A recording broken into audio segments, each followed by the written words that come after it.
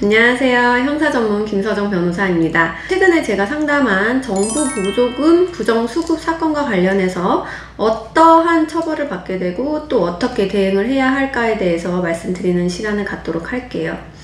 최근에 저희 로펌에 상담을 요청하신 분께서 이렇게 굉장히 이제 역정을 내면서, 아니 변호사님, 분명 저는 경찰서에서 주범에 대해서 모두 알려주고 수사 협조를 했기 때문에 벌금 정도 가볍게 처벌을 받을 거라고 경찰관이 말씀을 하셨는데, 아니 법원에 기소가 됐다, 사기죄로 기소가 됐다라고 말씀을 하는 거예요. 이런 사례들이 지금 증가를 하고 있거든요.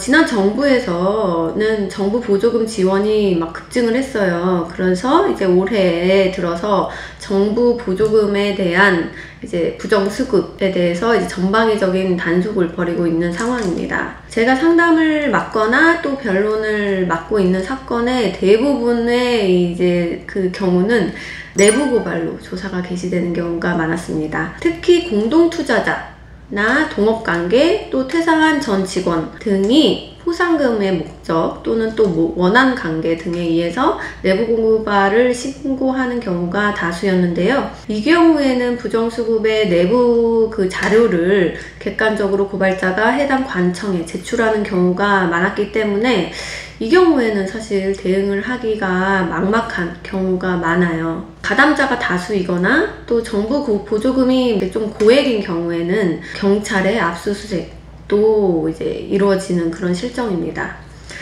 정부 지원금은 일정 요건을 충족하는 경우에만 지원금이 이제 집행이 되는데, 이 요건을 실제와 달리 허위로 조작을 해서 서류를 꾸며서 이제 정부에 지출을 하면 이 자체가 국가를 상대로 한 기망행위로 인정이 될 가능성이 높고, 또 형법상 사기죄에 적용을 받게 됩니다. 사기죄는 형법 제347조에서 규정을 하고 있는데, 사람을 기망을 해서 재물을 교부를 받거나 재산상의 이득을 취득한 자는 10년 이하의 징역 또는 2천만 원 이하의 벌금에 처한다 라고 규정을 하고 있어요.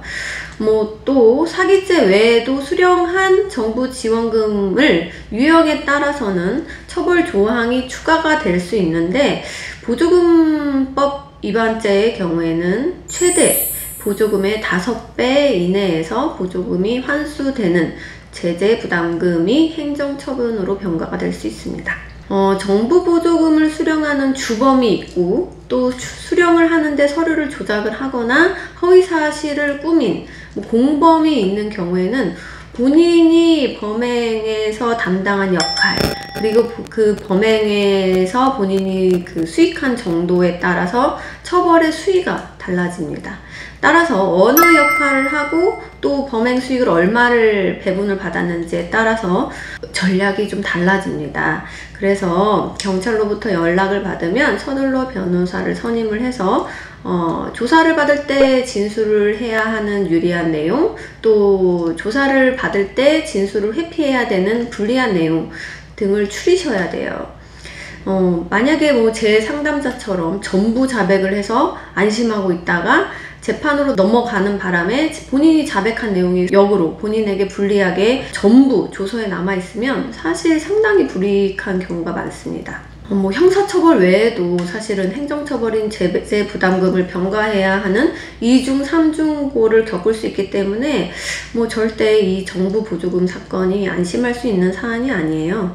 이 경우 대응법은 사실은 반드시 수사 과정에서 적절하게 이루어져야 되기 때문에 재판에 넘겨진 후에 땅을 치고 후회할 게 아니고, 수사가 개시되면 즉각 변호사를 선임을 해서 적절한 조력을 받는 게 현명한 처세법일 것입니다. 그럼 전 다음 영상에서 또 찾아뵐게요. 감사합니다.